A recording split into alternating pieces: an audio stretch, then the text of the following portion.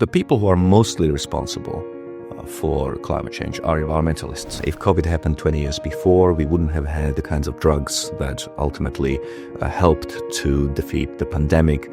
If people don't think that economic and political freedom are at the root of human progress, then they have to explain to me East Germany versus West Germany, North Korea versus South Korea. There is no more hateful of a person than Steve Bannon when he talks about people like Ramaswamy and Elon Musk.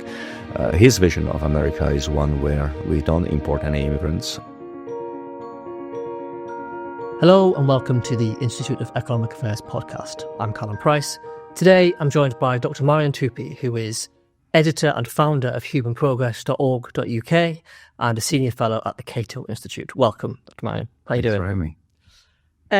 So humanprogress.org.uk, before we get into, we're going to dive into Trump and Musk and trade and all those good topics. But before we do that, you founded and run and edit a website called humanprogress.org. And that is built to effectively point out the difference between, or try and address the difference between how good the world is and how often miserable people can often be about it. So you define yourself as an optimist, I assume and expect. What is there for classical liberals and for generally for humanity to be optimistic about with the world today? I don't actually think that you need to be optimistic. You just need to be realistic. And the realist, or rather the real picture of the world is much better than what people think, for the simple reason that most of the news, if not exclusively, is devoted to bad stuff happening. If you want to sell newspapers or get people glued to TV screens, the best way to do it is to show something horrible happening, right? And that means that positive news, if it is ever reported, will be reported on page, 8 or 12 or whatever it is. And so, but a real sense of the world is actually that it's much better than it has been in the past. No, it is not perfect. It's not ideal, but it is much better. People live longer. Absolute poverty is lower. We are much more educated. We have access to much more food. Fewer children are dying in infancy. There are fewer maternal deaths. Women obviously have many more rights than they used to. Gays and lesbians can marry. People of color are much less discriminated against. So in many, many different ways, the world is much better. And why is that, simply put, if it is possible to simply put? Well, I wouldn't be a good classical liberal if I didn't push for economic and political freedom. It seems to me obvious that in the last 250 years, there has been a massive increase in economic freedom and also in political freedom, which then had a positive effect on both material progress and also moral progress. So materially, we are much better off, but also we are much nicer to each other. And if people don't think that I'm correct, if people don't think that economic and political freedom are at the root of human progress, then they have to explain to me East Germany versus West Germany, North Korea versus South Korea, why Chile works but Cuba doesn't, why the USSR is now history but the United States is doing relatively well.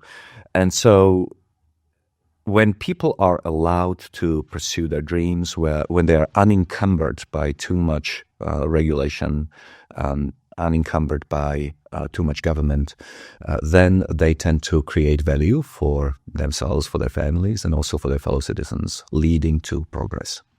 So you've said you don't need to be an optimist, you need to be a realist to have this view of the world, which makes a lot of sense. But in terms of looking forward, how much of this progress brought about by more political and economic freedom, how much of it is sort of baked in going forward? Is it inevitable? Or what do we have to do to make sure it does happen? How optimistic are you that the current trend rates that we've seen for the past 200 years will continue like that? Oh, there's nothing inevitable about human progress. There was a school of thought back at the beginning of the 20th century which believed that progress was unavoidable. History with capital H, the kind of Hegelian stuff that we no longer believe in. And I certainly don't believe that progress is unavoidable. We can destroy it through overregulation, through too much government. We can destroy it through war. We can destroy it, or it can be destroyed due to natural disaster like an asteroid or whatever else. So the best that we can do is to, first of all, understand what causes progress. And I think that is political and economic freedom. And then to preserve economic and political freedom, so that progress continues. You have more innovation. We are becoming richer. We are becoming more technologically sophisticated, so that in the future, when there is a problem that we haven't foreseen, maybe a problem with our planet, for example, or an asteroid or whatever else, we are technologically sophisticated and rich enough to take care of the problem. A perfect example of that would be COVID. If COVID happened 20 years before, we wouldn't have had the kinds of drugs that ultimately helped to defeat the pandemic. We didn't know about mRNA vaccines and so forth. As well as COVID, I assume when it comes to climate change, which is one of the other things that's often held up as being one of the biggest risks to humanity, depending on who you listen to, but it's certainly a big risk for the planet. That is another thing I assume you think that more political economic freedom, which will bring about the intellectual and the technological innovation that will fix it, rather than degrowth and stopping that progress. So degrowth is not the way forward. What is the way forward in terms of climate change, which is real and human beings are contributing to it, but it is manageable. There is no climate crisis. There is a climate problem, and we can manage it. And we can manage it over the next few decades with greater technological breakthroughs. Look, the people who are mostly responsible for climate change are environmentalists. Had they not prevented nuclear power stations, fission power stations from being built, 1970s onwards, the world would have been peppered by now by nuclear power stations everywhere, and we wouldn't be spewing all that CO2 into the atmosphere. But because that particular revolution had stopped, we are now facing this kind of a problem. But tens of thousands, perhaps hundreds of thousands of people around the world are working on solutions on better kinds of energy sources, efficiency gains, scrubbers to prevent CO2 from escaping to the atmosphere, and so on and so forth. So technological change is the key here. To focus on some specifics now. You're based in Washington, work at the Cato Institute, so really interested to hear your views on, as from a classical liberal perspective, on Trump and on the way things are going with him and Elon Musk in particular. First of all, again on the optimism theme, how optimistic are you about the Trump presidency for economic and political freedom? Well, I'm quite optimistic, or rather hopeful. Maybe hopeful is a better word, about deregulation and limits on the power of the bureaucracy. Bureaucracy, if it is allowed to grow, has the potential to destroy entire civilizations, strangles them to death. They basically lose their vitality, they lose their ability to change, and so if Doge can limit both the extent and the power of the bureaucrats in Washington, D.C., then that will have a very stimulating effect on economic growth in the United States, because entrepreneurs will no longer feel like they are restricted or be prevented from innovating by millions of rules and dictates from Washington, and that can obviously contribute to economic growth. In fact, the largest driver of economic growth is innovation or technological change. So the more we have it, the better. And do you think that that sort of growth could outweigh the damage done by, for example, the tariffs? Tariffs are bad. There's no question about it. They have all sorts of bad effects, increasing the prices of imported goods so that people feel poorer, inflating the prices of goods at home. They cause corruption because special interests will start lobby for greater protection. They cause uncertainty, and of course they keep domestic industry from being competed with by foreigners. And so if your domestic industry feels like they don't have to compete with foreigners, they become lazy and they can start producing the kinds of cars that we've seen in the UK and in the US in the 1960s and 1970s, right? But no question that innovation is more important than trade. Ideally, you want to have both free trade and innovation. But if protection does happen, it will be unfortunate, but potentially outweighed by greater. If protection does happen, it could be outweighed by innovation. But hopefully, we will not have to make that much of a trade-off there. You have a good explanation about the different types of growth on that. I wonder if you could just flesh out for our listeners with the sort of Schumpeterian growth versus the Smithian or Ricardian type of growth. Could you just explain that concept or those concepts? Sure. So innovation is Schumpeterian growth, and free trade is more of a Smithian growth. So Smith was all about Smith. I mean, here we are in Britain, great Scotsman. Smith was all about division of labor, right? In a country, it's better if you specialize in making soles of shoes and somebody in shoelaces, and thereby you can produce many more shoes than you could individually. And then Ricardo builds on it and basically creates an international division of labor through comparative advantage, that countries should specialize in whatever they are best at. Now, adding more people into the production process and giving them individual tasks, that's good. It's a step in the right direction, right? So, you want many more people, that's Smith, making soles of shoes and then shoelaces and so forth, thereby you can create more shoes, okay? So that's the Smithian growth. Schumpeterian growth is developing a machine that can make shoes without any human input. Because that way, you basically just drastically reduce the prices of shoes and anybody could have them, right? So Schumpeterian growth is all about coming up with technological solutions, basically replacing human being, taking human being out of the equation. And you will notice that it is in those areas that had been largely automatized that we have seen the greatest appreciation, or rather greatest fall in prices, electronics, for example. But I guess the argument against that, or the argument that gets met up with that classical liberals have to address, is the one of that's taking away jobs. If you automate things, take away jobs, and that's maybe one that we're seeing in America from maybe some of the Trumpian right, if you like. How much of a risk is it? So the pro tariff agenda has clearly won in Trump's mind, at least in the medium term, but he's been talking about it since the 1980s. How much should we worry that the anti-automation, the anti-Schumpeterian growth arguments will win out in Trump's mind too? Right.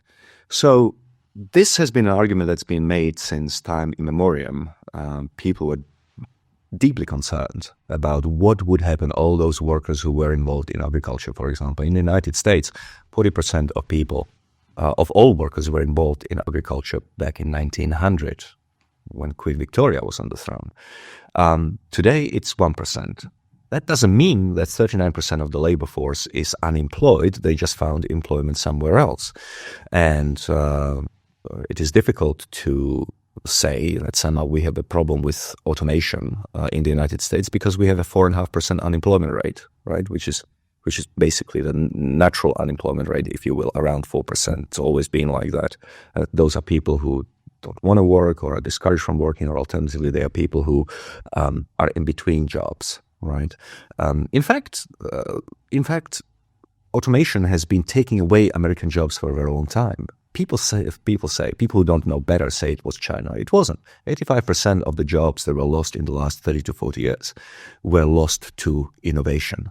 And again, to automatization. And again, we haven't seen a tremendous increase in unemployment. Those people have found different jobs. People were complaining about or warning that IT revolution would make us all unemployed. No, it just led to the creation of IT departments and people who specialize in fixing the copier or fax machine or whatever it is. And given that human needs are infinite, it should be possible for AI to coexist with human beings and all of us doing something. Let me give you an example of how this could work. So, again, going back to the shoes example, you will in the future have shoes made by a machine. Human beings completely out of it, and shoes are dirt cheap. right? But there will still be a space for a good Italian shoemaker who makes $5,000 shoes, simply because that's the art, that's the specialization, that's what people want to pay for. And I assume similar things will be happening in other areas where human labor will be valued very highly, precisely because it is human and not. We see that already, right? Handmade is something that is Yes. Yeah, you go to even you go to some silly sandwich shop and it's handcrafted. Nothing is ever made anymore. But how? So that's all absolutely correct and right. But in terms of how optimistic we should be again about this sort of political situation in America, there's a bit of a divergence potentially between the Musks and the Ramaswamis, who are extremely of this mind, extremely pro-growth, extremely deregulatory, and would understand the Schumpeterian argument and understand the benefits of automation and innovation, versus the, whatever words you want to use for them, the nativists, the sort of the Steve Bannons of the world. Is there a tension in the Republican Party there, and who will win out from your view from Washington? Sure, there is a tension in the Republican Party, and there are a lot of tensions in the Democratic Party. These are coalition parties. We only have two parties in the United States. So, to get to 51%, you have to have a coalition of a lot of people who hate each other generally. And there's no more hateful of a person than Steve Bannon when he talks about people like Ramaswamy and Elon Musk.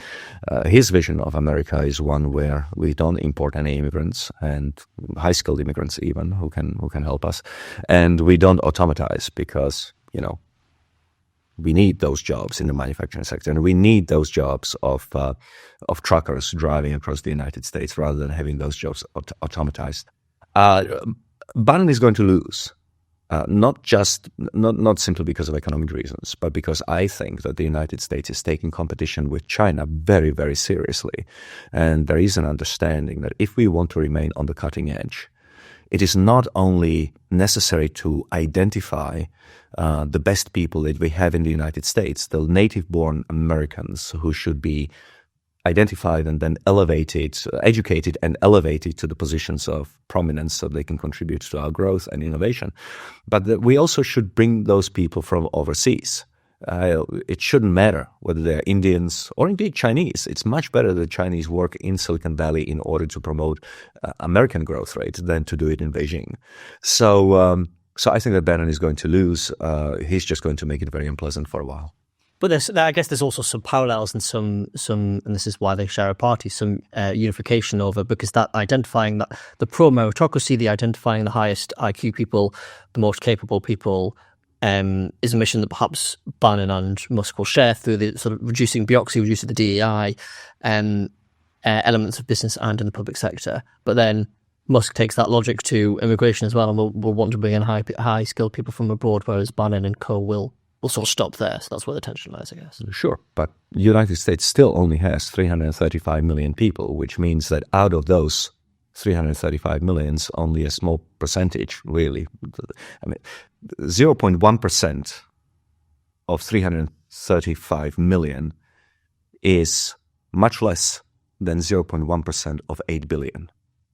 So we need to go out there into the world and find the new Musks. I mean, Musk himself is a perfect example. Thank God he's in the United States and not in China. And if we can identify more people like him and bring them to the United States and expose them to American capital, give them the money they need under the rule of law, then we'll be untouchable. What do you think about what do you think about Britain? Do you think we're going to find a British Musk anytime soon? It is not necessary for you to find British Musk. It would be ideal if you did, but it is not necessary. You just have to be open to adopt the innovations which are happening elsewhere in the world. Now, Britain is in a strange sort of middle of the road between Europe and the United States. Britain is much more open to innovation than Europe, not as much as the United States. But if the United States currently is a technological leader, then the very least the British government should do is to enable all of that technology, all of that innovation to be imported and used in the United Kingdom. And it doesn't seem to me just looking at British growth rates, that you are in an optimal situation when it comes to deregulation, the size of government. You want to reduce protection, especially when it comes to hiring and firing in Britain, which is quite difficult. You want to open up the capital markets. You want to, everything you possibly can in order to be the receptacle for whatever best ideas are out there in the world. Because the alternative is the kind of stagnation that we see on the European continent, and we have seen it for the last 20 years or so. Well, we should hope that the Chancellor and the Prime Minister are therefore listening to you and to your compatriots over the pond. But I'm afraid that's all we've got time for today. Marian, thank you very much for joining us. And thank you for listening. If you want to hear more from us, you can go to our Substack at insider.iea.org.uk and see us again on the YouTube channel very soon. Until then, thank you very much.